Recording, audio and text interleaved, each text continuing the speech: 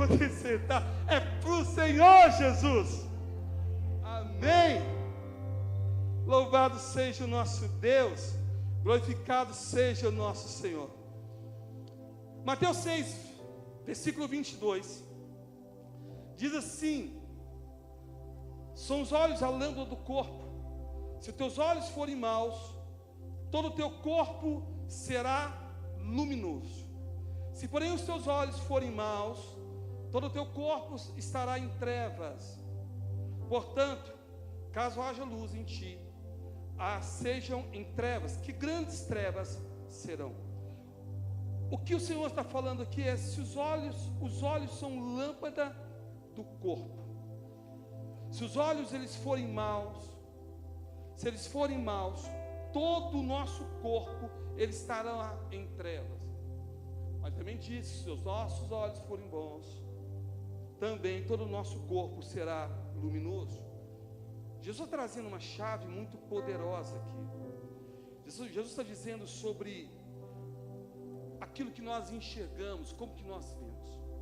E quando ele fala sobre isso, quando ele fala sobre os olhos falam sobre a nossa visão, a nossa percepção. A maneira como você veste passa por aquilo que um dia você viu alguém vestindo. A maneira como você enxerga as dificuldades da vida é baseada na maneira como você enxerga a própria economia, as próprias coisas. Tudo passa pela visão, tudo passa por aquilo que você enxerga. E o que Jesus está dizendo aqui é que seus olhos, os olhos são lâmpada do corpo. Então a maneira como você está enxergando as coisas, está passando muito, a maneira como você está vivendo a situação, passa muito pela forma como você está enxergando o ambiente que você está inserido. O que está dizendo é: o que é que você está enxergando? O que é que você está vendo? A pergunta que Deus está nos fazendo hoje não é apenas o que é que está acontecendo, mas o que você está vendo. O que Jesus está dizendo para nós hoje não é o que está acontecendo com você, mas o que é que você está vendo. O que é que você está enxergando? Como você está enxergando o momento da sua família?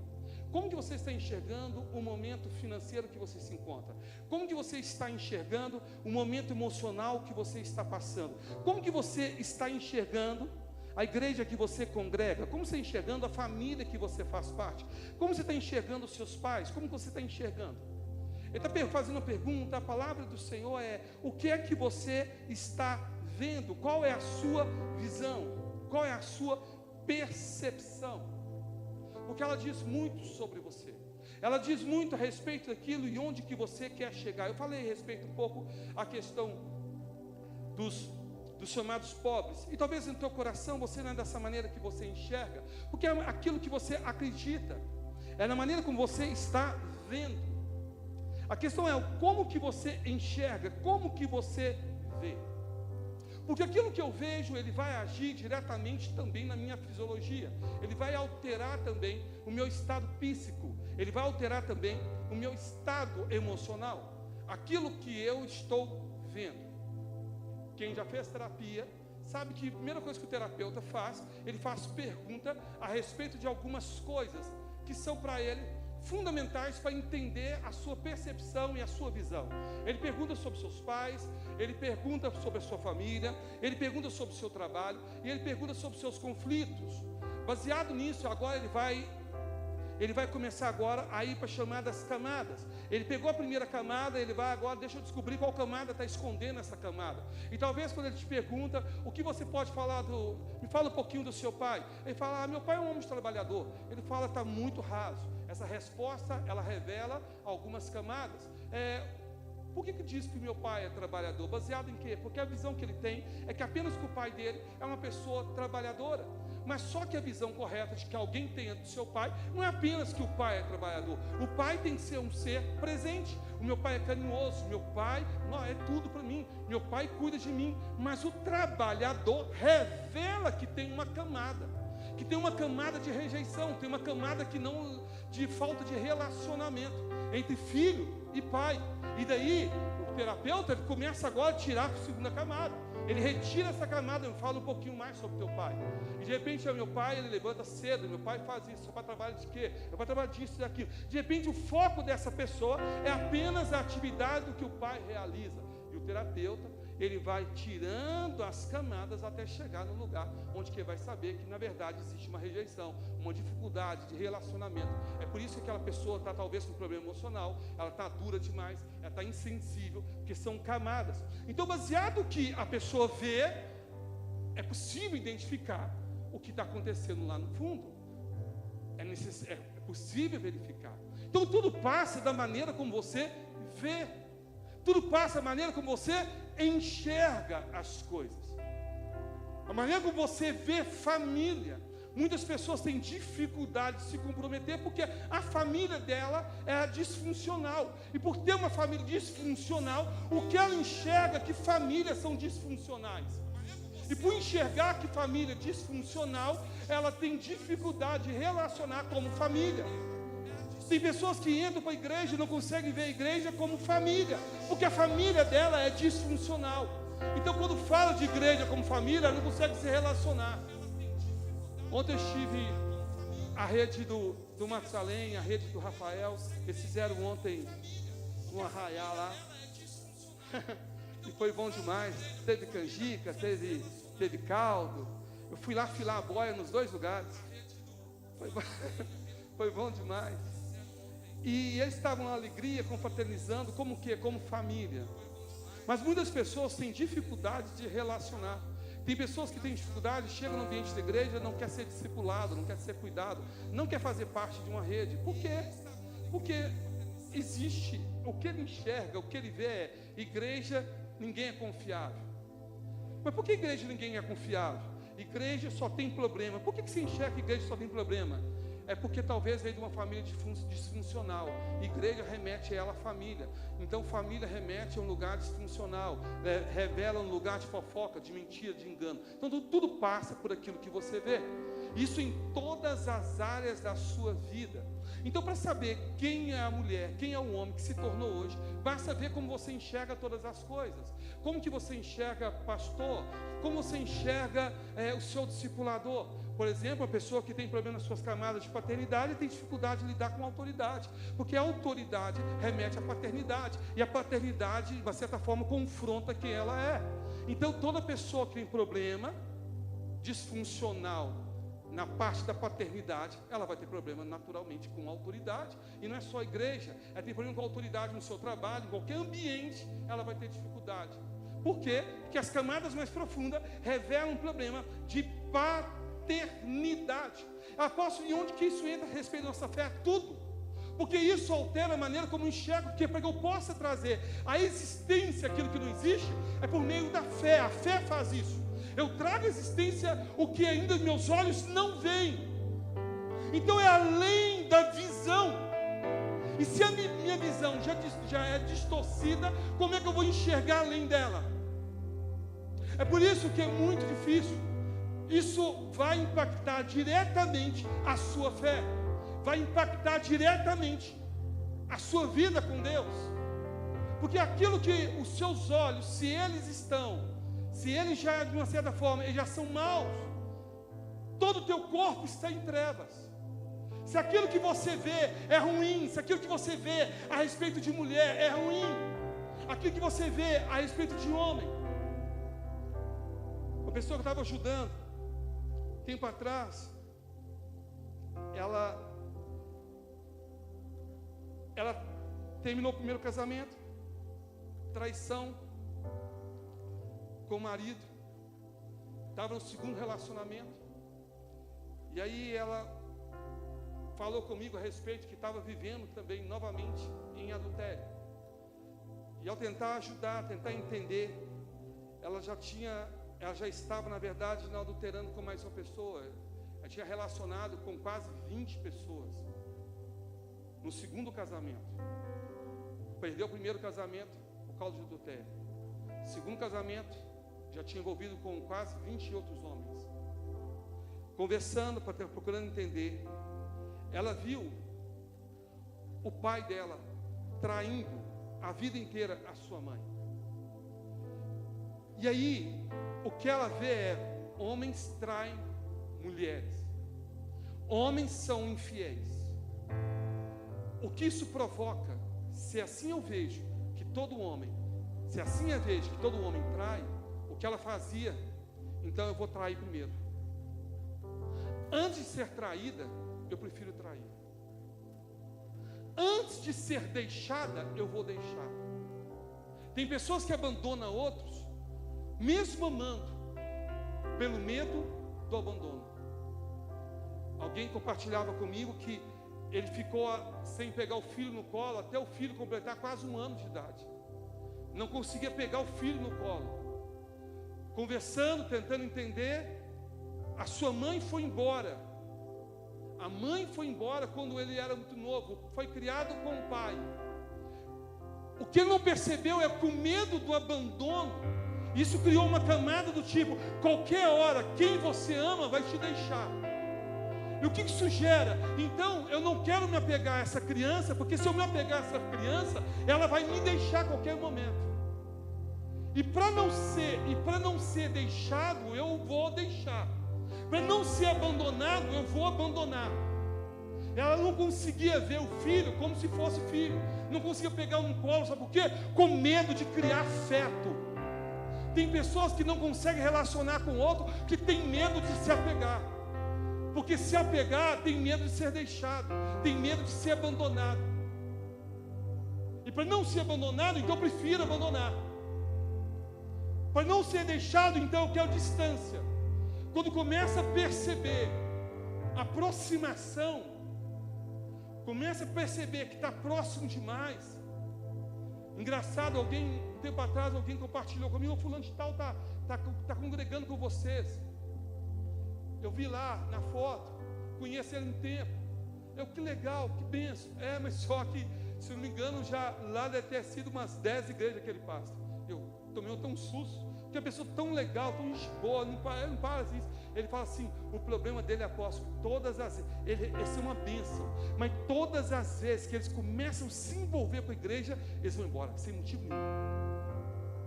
O medo da decepção, o medo de sofrer decepção com a igreja, fala: eu prefiro deixá-la antes. O medo de eu já sofri decepção lá atrás com a igreja, eu já me frustrei na igreja. Então, quando começava a se envolver, por ser pessoas muito agradáveis, rapidamente ganhava o coração de todo mundo. Então, para não envolver, eu já vou deixar vocês, porque eu não quero sofrer decepção com vocês. Eu quero carregar no coração o amor. E não passou muito tempo, também nos deixou. Mesmo sentimento. Para não ser decepcionado, para não ser deixado, então eu deixo. O que você vê, então tudo passa pela maneira como você enxerga. Porque a partir do momento, se os meus olhos forem maus, todo o meu corpo estará em trevas. Então eu começo a me comportar dessa forma, porque é como eu enxergo, como eu vejo. É por isso que é necessário que você muda e altera a maneira como você enxerga. Estava agora o profeta. Eliseu estava com o seu discípulo, quando ele recebe agora a visita dos seus inimigos, que cercam a cidade. E agora ele está lá, ele e o seu discípulo dentro da casa. E o discípulo sai para fora da casa. E o discípulo vê todo o exército em torno para poder prendê-los, para poder pegar. Por que isso? Porque Eliseu falava com o rei situações que estavam acontecendo lá no quarto do inimigo. Deus traz à luz, gente, isso é fato. Deus mostra coisas, Deus mostra conversas, Deus mostra situações fora do seu chamado físico. Deus mostra em visão situações. Eu falei para vocês se lembram, né? Na época quando lá na situação, quando eu fui em Pérgamo, quando eu fui em Pérgamo, naquela viagem que eu estive em Pérgamo, eu compartilhei com vocês que Deus mostrava, Deus descortinou e mostrou naquela época um monte de situações que estavam acontecendo na igreja. Conversas, grupos, lugares. Deus mostrava pessoas conversando. Vocês lembram disso? Isso tem quantos anos, irmãos? 5 anos. 5 anos atrás. Deus mostra situações. E por quê? Para proteger justamente o seu, para guardar o seu. Então estava agora o profeta Eliseu sabendo tudo que estava sendo conversado.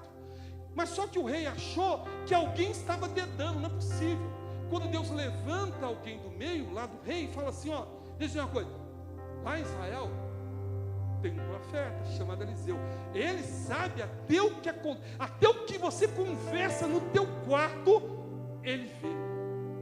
E aí ele manda agora um exército poder cercar Eliseu, porque ele queria pegar Eliseu, porque Eliseu via tudo que estava acontecendo, que é normal do dom profético. Você vê as situações, vê as coisas, antecipar, normal isso. Então, quando ele cerca, está o profeta agora dentro de casa. E aí sai o moço, quando o moço vê os inimigos, e o moço assusta, e volta para dentro e fala, meu senhor, os inimigos estão em torno aí, vai nos pegar. E qual foi a resposta do profeta? O profeta diz assim, nem sai para fora. O profeta nem sai, Carlos. O profeta só faz uma pequena oração. Fala assim, Senhor, abre os olhos do moço, para que ele possa ver. Só essa pequena oração. Por quê? Porque o profeta estava dentro de casa, mas já estava enxergando do lado de fora o exército do Deus vivo também cercando o lugar. Enquanto o moço está vendo a adversidade, o problema, o profeta já estava vendo o livramento da parte de Deus. Talvez você esteja vendo o problema que está acontecendo na tua casa, na tua família. Que o Senhor abra os teus olhos para que você veja. Há um Deus que é fiel para guardar, proteger aqueles que nele confiam. Há um Deus que não abandona os seus. Há um Deus que está guerreando as suas guerras. Há um Deus que nunca te abandonou e nunca vai te abandonar. Não enxergue o problema. Veja um Deus que está do teu lado, guerreando ao teu favor. Quem está comigo nessa fé? Enxergue este Deus. Enxergue este Deus. O problema é que muitas vezes nós não enxergamos o que está acontecendo. Nós somente enxergamos o problema. Somente estamos com os olhos no problema. O que ocorre aqui? O que ocorre é que o moço não tinha, apesar de caminhar com o discípulo, ele não tinha visão. Caminhar como discípulo, ele não tinha visão do seu discipulador. O fato de você caminhar na igreja não te faz alguém que consiga enxergar pelos olhos da fé. E o enxergar pelos olhos da fé é que muda tudo. A maneira como você enxerga muda tudo. A maneira como você vê muda tudo. Então quando os olhos quando amplia a visão dele, ele consegue enxergar agora os cavaleiros, consegue enxergar agora os anjos de Deus guardando e protegendo. Essa é uma questão espiritual. Deus tem que ampliar a sua visão para que você possa enxergar. Por que isso é necessário? Porque quando você enxerga pelos problemas, você entra no desespero. O que gera ansiedade na nossa alma é enxergarmos os problemas. O que deixa você ansioso é porque você só enxerga o problema. O que rouba a tua fé é enxergar o problema. O que faz você parar e recuar e tomar decisões precipitadas, porque você só enxerga o problema. Quando teus olhos mudam, quando teus olhos são ampliados, a tua visão espiritual é ampliada, você deixa de enxergar os problemas para enxergar o Deus que resolve todos os problemas. E aí que a situação muda, aí que a chave vira. O que é que você enxerga? Como você está enxergando o problema que você está passando com o teu casamento? Talvez você está enxergando só o problema da tua esposa, porque ela é assim, porque ela colar, e você criou camadas na sua vida que está dificultando cada vez mais os relacionamentos. Mas quando você muda a tua visão, começa a enxergar pelos olhos da fé, quando você muda a sua visão a respeito dela, as coisas mudam na tua vida. As coisas mudam na tua vida. Qual é a visão que você tem?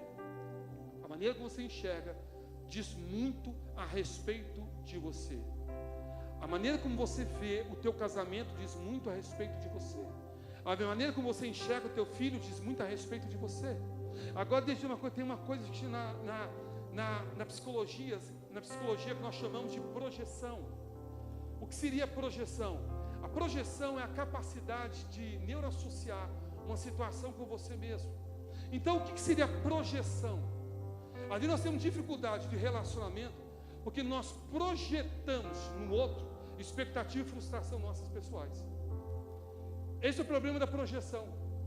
Então eu tenho um problema, por exemplo, eu falei de paternidade, tenho um problema de paternidade, então eu começo a projetar, talvez no outro, talvez no meu próprio pai, e no meu pai eu posso projetar na forma positiva ou negativa.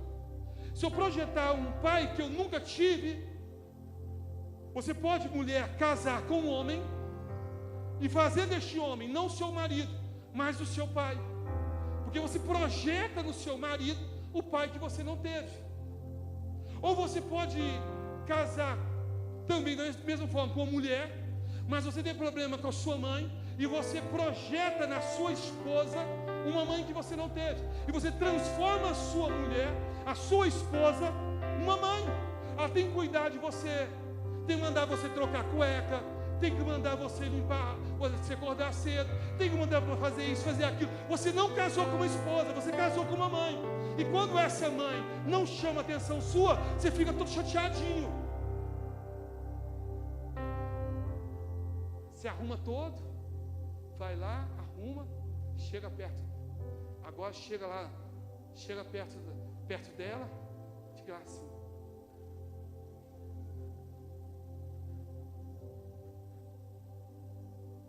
Aí ela passa direto para você, você nem viu que eu estou, você nem falou nada. Ah, amor, é verdade, você está bonito. Não, amor, você é muito lindo. Mamãe,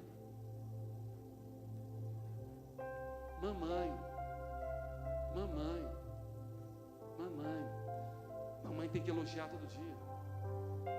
Mamãe tem que acordar. Acorda, amor, acorda. Mamãe. Aí vai lá, senta com a esposa e vai desabafando, chora com a esposa. É porque minha amiga, não, você transformou sua mulher, mamãe. Ela não é a sua mãe, é a sua esposa. Ele não é o seu pai, é o seu marido. Por quê? Projeção. Um problema que há dentro de mim, eu projeto no outro, em expectativa e em sentimento. Se eu não entender isso, isso é muito forte. Aqui está a resposta de 99% dos problemas emocionais. Se você entender isso, você pode interromper a sua terapia hoje mesmo. Sim, como eu sei que você não vai entender, continua a sua terapia. Continua com a sua terapia. Tudo passa por isso. A maneira como vê. Então o que Deus faz com Israel? Deus tira Israel do Egito, e no deserto Deus trabalha a maneira de Israel mudar a sua visão. O tempo inteiro Israel se enxergando como escravo. Eu tenho soldado na cebola, escravo, você tem que mudar a sua visão. Aqui, uma vez nós aceitamos Jesus, eu não sou mais aquele que vivia no mundo, eu sou filho da luz. Eu sou agora príncipe, princesa, filho do Deus Todo-Poderoso. Aleluia! Aleluia! E aí quando eu entendo isso, eu mudo a minha maneira de enxergar. E agora eu não vejo mais um Deus como um ser distante. Eu vejo Deus como um pai. E como um pai que cuida do seu filho. Como um pai que zela do seu filho. E quando eu mudo, entendo essa visão, tudo muda. Vocês estão entendendo isso, gente? Sim ou não? Então a minha fé, ela passa diretamente pela maneira como eu enxergo. Se eu acreditar que o meu negócio, aquilo que eu estou trabalhando, a empresa, as coisas estão difíceis, porque o Brasil está difícil, porque o Lula é difícil, porque os ministros são difíceis, vai continuar sendo difícil. Porque é a maneira como enxergo. Quando a visão muda, quando o profeta viu aquela situação, passou, ele viu ali o quê? Ele não viu o desespero, ele viu uma oportunidade de cegá-lo, de mudar. Quando a sua visão muda, em cada dificuldade, você vê oportunidade. Oportunidade. Em cada dificuldade, você enxerga oportunidade.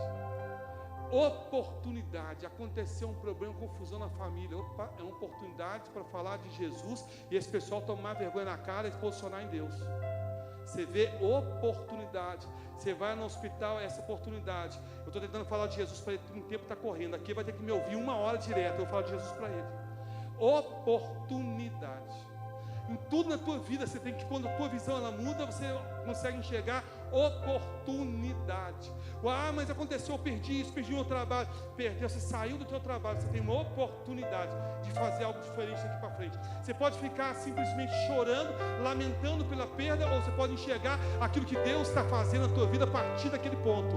Entende uma coisa, a partir da tua visão as coisas mudam, teus olhos forem bons, todo o teu corpo também será bom. E eu enxergo pelos olhos da fé que Deus é o Deus que faz o impossível acontecer. O nosso Deus é um Deus de milagre. O nosso Deus é um Deus de milagre. Aleluia. Agora grave bem isso, grave bem isso. Agora o que se posiciona na dificuldade em relações, o que posiciona contra essa enxergarmos, primeiro grande inimigo da nossa visão. Qual que é a gente? Vocês saberiam dizer? Medo, sim ou não? O nosso maior adversário. Eu falei que um problema que você projeta, sua alma, gera expectativa, ela vai causar em nós o quê? Não, outra coisa, eu falei, ela gera em nós o quê? Ansiedade. A ansiedade, ela te tira do tempo presente, leva um tempo, sempre falo isso, que não existe. A maior adversidade que você tem na tua vida é a ansiedade, porque a ansiedade faz você tomar decisões precipitadas. Se você observar as decisões erradas que você tomou na tua vida, porque você estava ansioso. A ansiedade te rouba o tempo presente. A ansiedade te leva a você fazer burrada. A ansiedade faz você interromper relacionamentos. A ansiedade faz você pedir conta de um lugar. A ansiedade faz você abandonar um lugar onde Deus te colocou. A ansiedade faz você fazer péssimos negócios. A ansiedade. Agora a ansiedade é uma manifestação totalmente física da emoção. Como assim? Ela age por meio do chamado veio emotivo. 90% das compras que ocorrem, ela acontece por meio emocional. 10% apenas daquilo que você compra, de fato é necessário. 90% compras são adquiridas por meio emotivo. Passa pelo aspecto emocional. É aí que entra a ansiedade. É por isso que tudo passa pela maneira como você enxerga. E o maior inimigo da nossa visão é a nossa ansiedade. Por isso que Jesus diz: não andeis ansiosos por coisa alguma. Não andeis ansiosos quanto a vai comer, quanto a vai vestir. Não ande ansioso, porque a ansiedade vai te roubar você do lugar que se encontra. Como que você enxerga o tempo que você vive? A Bíblia relata que o Senhor direcionou para que Moisés pudesse enviar 12 espias para poder espiar a terra. E olha, interessante que o que eles enxergam? O que eles veem? Quando você está ali em 2 Reis, escrevendo ali, no capítulo 6, sobre como que foi, eles vão trazer um relatório agora. No 16, Caleb está dizendo, olha, ele traz uma nova perspectiva, diferente dos outros 10, tanto Caleb quanto Josué. Os 12 eles saem, e ele faz o quê? Os 12 eles saem, enxerga o lugar que Deus estava prometendo para eles, e ele enxerga que naquele lugar tinha gigantes, naquele lugar tinha homens fortes. Eles também observam que lá tinha uvas grandes, a ponto que eles trouxeram, tiveram que usar homens para poder carregar um cacho de uva. Imagina 2 homens para carregar um cacho de uva. O tamanho dessa uva, tenta imaginar, hein, Herbert? Imagina. Mas só que eles trazem, falam realmente, o lugar é uma terra que é uma terra abençoada, que emana leite e mel. Mas só que quem mora lá são gigantes. Nós somos como gafanhotos, nós somos pequenos diante de Deus. 10 traz relatório. Então 12 homens, 10 traz relatório. A Bíblia relata que todos eles, toda aqueles que ali estavam, toda a congregação, eles começam a chorar. Começam a chorar. E começam a xingar Moisés. Moisés, então por que o Senhor tirou do Egito? Para a gente morrer? Foi para isso que você fez isso? Foi para morrer? Mas só que no meio dos 12 tinha 2 homens, Josué e Caleb, que falaram, não. Quando viu o povo chorando, o povo desesperado, ele se posiciona, não. Calma aí. Realmente tem homens, são grandes, gigantes. Realmente acontece isso. Mas só que nós sabemos o Deus que nós servimos. E se Deus nos prometeu, Deus vai nos dar essa terra. Porque eu já enxergo pelos olhos da fé que essa terra é nossa. Avançamos e vamos possuir esse lugar. Mas só que acontece todo o povo, eles choram e não escutam Josué e Caleb.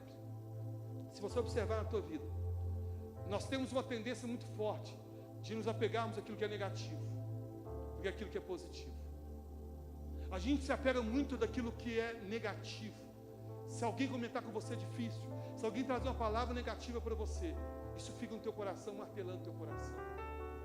Fica martelando o teu coração. Nós nos apegamos muito mais com a questão negativa do que positiva. Mesmo Josué e Caleb se posicionando, mas eles ficaram com aquilo que é negativo. A questão é que você enxerga.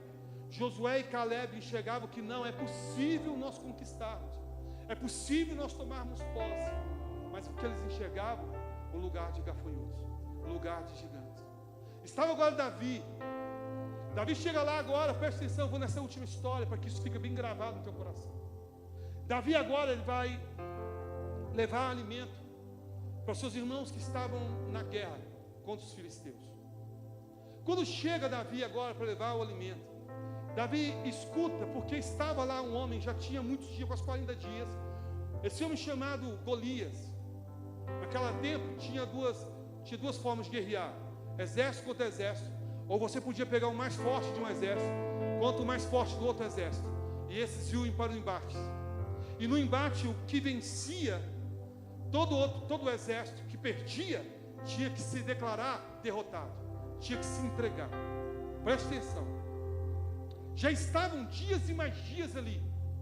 Quem que era o representante de Israel? Não tinha. Deveria ser Saul. Quem era o representante dos filisteus? Golias.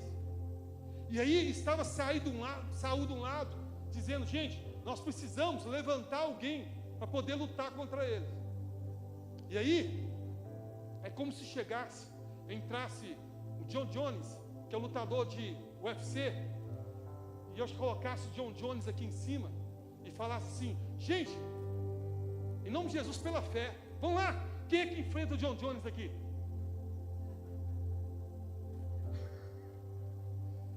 Vamos, gente, vamos enfrentar pela fé, vamos vencer, porque se o John Jones vencer a gente perde. A gente tem que entregar essa igreja para ele.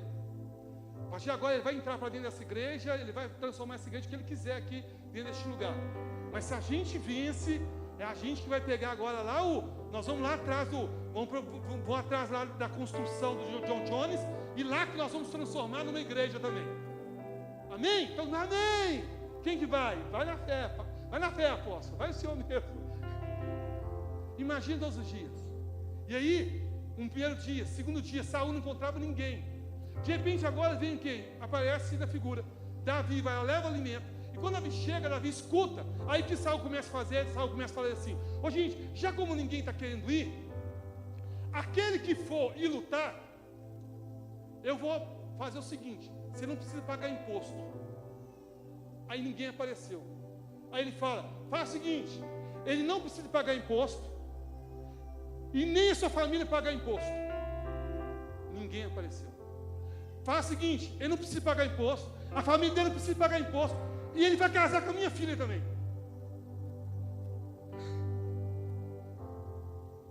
Desespero. E quando Davi chega, Davi escuta um burburinho deles conversando entre eles. E nesse burburinho ele fala: peraí, como é que você está conversando? O que ela está falando? O que está falando é: quem vencer Golias vai poder casar com a filha do rei, e a casa dele toda não vai pagar imposto. O irmão de Davi que estava lá, que também pulou fora, falou assim: o que você está fazendo aqui? O que é que você está fazendo aqui? Vai cuidar das poucas ovelhas do meu pai? O que você está fazendo aqui? Está escutando o quê? Quando Davi escuta, Davi fala assim: ei, fala com Saul, que enquanto está todo mundo, em outras palavras, está enxergando o gigante, eu estou vendo a oportunidade da minha vida. Eu estava no pasto, mas já sei para onde Deus está me levando. Eu estava derrotado, afastado, abandonado pelos meus pais, mas eu sei aonde Deus está me levando. Eu estava humilhado, mas eu estou enxergando a oportunidade de ser honrado. Enquanto está todo mundo vendo o inimigo, eu estou vendo o Deus que derrota todos os inimigos. É isso que eu estou enxergando. É isso que eu estou vendo. Aleluia. E o que ele faz? Ele muda, então ele vai lá e fala assim: avisa Saul que eu posso lutar. Aí eles vão lá e falam com Saul assim: traz ele então. Quando chega aquele menino raquítico. Ele olha: o que é isso? Está querendo enfrentar? Como assim? Como assim? Sou eu vou para dentro. A Bíblia fala que Saul: então você vai? Então vou. Não tem ninguém, então vai você mesmo. E aí Saul vai lá e pega toda a roupa dele, carcaça dele, coloca a carcaça em Davi, entrega a espada na mão de Davi. Davi não consegue nem segurar, porque Davi não tem nem força para segurar a espada pesada, a carcaça.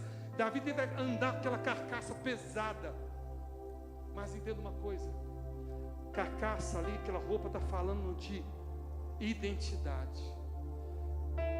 Saul estava tentando passar a identidade que era a idade de Saul para Davi. A sua identidade é a sua identidade, a identidade do seu pai, a identidade dele, a identidade da sua mãe, a identidade dela. Deus está te chamando, vai viver a sua identidade. Enquanto tentar ficar projetando nos outros, é tempo de você encontrar consigo mesmo. Você é único, você é príncipe, você é princesa. Há uma identidade em você. Há uma identidade como filho, como filha. Não tenta usar a armadura do outro. A armadura que Deus preparou para você é sua, pertence a você. Aleluia. Porque o nosso problema muitas vezes é isso: a gente quer utilizar a armadura do outro. A gente quer viver com a armadura do pai, a armadura da mãe, a armadura de um do outro. E a sua armadura, o que Deus te confiou, o que Deus te treinou, que me trouxe até aqui. A armadura que eu tenho foi a armadura que foi moldada ao longo dos anos. Mas não adianta você tentar pegar a minha armadura. Você tem a armadura que Deus preparou para você, forjou em você. Qual é o nosso problema? Queremos usar armaduras que não são nossas. Davi entendeu isso, e eu entendi isso. Davi então tira a armadura de Saul. Davi agora vai usar o que é a arma que ele já usava, a funda, uma espécie de objeto. Eles pegavam, que é uma pedra, uma espécie de um pedaço de couro, e eles colocam, muito comum nos desertos. Os caçadores usavam muito isso, a chamada funda. Coloca-se uma pedra no meio da funda, roda, quando pega a velocidade, solta uma parte do couro, faz com que a pedra atinja o alvo. O que Davi estava acostumado a defender os animais do seu pai era através da funda. É através da funda que ele conseguia vencer. Então ele aprendeu a vida inteira com a funda. Aquela era a arma que Deus havia instruído. Às vezes nós nos perdemos em relação a isso, com aquilo que Deus te entregou. A maneira como eu relaciono com Deus talvez é diferente de como você relaciona. A maneira como Deus me chamou é diferente de como Deus te chamou. Aqui está sobre a minha vida. A maneira como eu prego é diferente da maneira como talvez você amanhã vai pregar. Mas cada um tem aquilo que Deus, o próprio Deus, forjou em nós. O que não podemos fazer é abrirmos mão daquilo que Deus preparou em nós, na nossa vida. Quem está entendendo o que Deus está falando com ele? O que é que você está enxergando? Eu estou enxergando com os olhos do meu pai, estou enxergando com os olhos da minha mãe, ou estou enxergando com os olhos da fé, daquilo que foi forjado ao longo da minha vida? O que eu estou enxergando? Eu estou enxergando aquilo que um dia eu vivenciei com Deus, ou eu estou enxergando aquilo que um dia as pessoas colocaram em mim? O que eu estou vivendo? O que eu estou enxergando? Qual é a minha visão que eu tenho? Eu estou enxergando que está difícil as coisas porque alguém, um noticiário, eu vi isso no podcast, eu vi um determinado influenciador falando, ou não, eu sei o Deus que eu tenho crido. Eu sei o Deus que eu tenho crido. Davi, ele vai então para a luta, ele vai para a batalha, mas sabendo o Deus que tem crido. A questão é que quando ele olha Golias dá uma gargalhada para ele. Aqui eu termino. Porque a visão que Golias tinha, a visão carnal, uma visão física. E ele olha para aquilo que é físico, e ele fala, não tem condição nenhuma. A sua percepção, uma percepção física. Qual foi o problema de Samuel na hora de separar? Ele olhou os irmãos de Davi com visão física. Enquanto seus olhos forem físicos, meramente físicos, você não vai conseguir viver o sobrenatural de Deus. Quando seus olhos forem meramente emoção, você não vai viver o sobrenatural de Deus. Enquanto você conseguir continuar enxergando isso, Golias ele enxerga com olhar físico, e no olhar físico ele vê um Davi sem armadura, sem espada, segurando apenas uma funda. E ele fala, quem que é esse? O que esse molecote está fazendo aqui? Que menino que você está arrumando? O que você está arrumando para a tua vida? Eu vou destruir você. Eu vou acabar com você. Mas só que Davi entendeu, ele enxergar pelos olhos. Enquanto você está vindo comigo, com a sua força, com a sua zombaria, do jeitinho que você está falando aí, com a sua força humana, eu vou diante de ti, pelo Senhor dos Exércitos. Eu sei em quem eu tenho crido. Você não passa de um gafanhoto aos olhos de Deus. Você não é nada aos olhos do meu Senhor. Quem está entendendo que Deus está falando com ele nessa noite?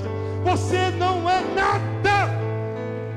Você não é nada. E o final da história você conhece bem. O final da história você conhece bem. Deus está falando contigo hoje. O que é que você está vendo? Como você está enxergando as dificuldades que estão acontecendo na tua vida? Como você está enxergando as dificuldades que estão acontecendo na tua vida? A maneira como você vê diz muito sobre você. A maneira como você enxerga diz muito sobre você. Eu aprendi a amar o Senhor e a confiar naquele que pode fazer infinitamente mais. E Ele vai fazer infinitamente mais na tua vida. Coloque sobre teus pés em nome de Jesus. Em nome de Jesus. Você está vendo gigantes? Você está vendo gigantes? Quem você tem enxergado? Quem você tem enxergado?